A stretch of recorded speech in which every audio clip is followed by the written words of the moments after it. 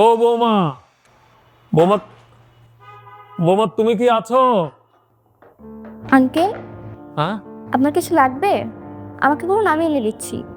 খিদে লাগছে। ওই সন্ধ্যাবেলায় কিছু খাই নাই তো মা। আপু তো বাসায় নেই। আচ্ছা, আপনি বসুন, আমি দেখি ফ্রিজে কিছু পাই নাই। আচ্ছা। না, এইখানে বসুন।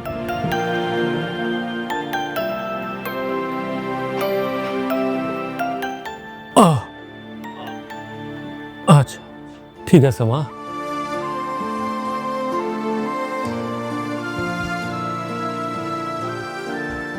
কিছু পাইলা মা? হ্যাঁ আঙ্কেল, পেয়েছি, পায়েস ছিল। ও আপনি কি ঠান্ডায় খাবেন নাকি গরম করে দিব?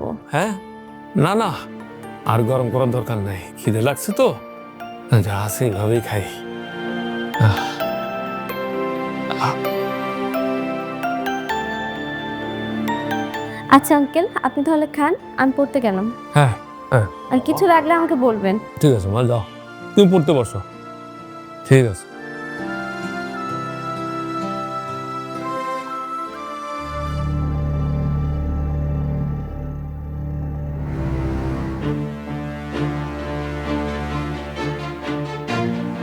কি করছেন আপনি এটা? হ্যাঁ, আপনি পায়েস খাচ্ছেন কেন?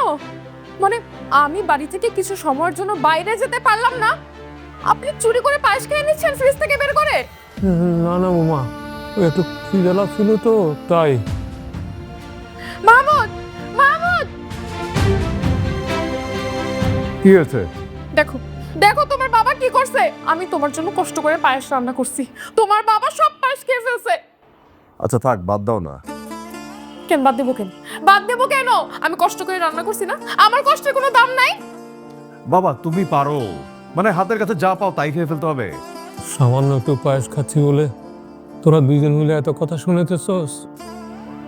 ঠিক আছে, আমার ভুল হয়ে গেছে, আমার ভুল হয়ে গেছে বাপ। এই অন্ধ বাপরে ক্ষমা করে দিস।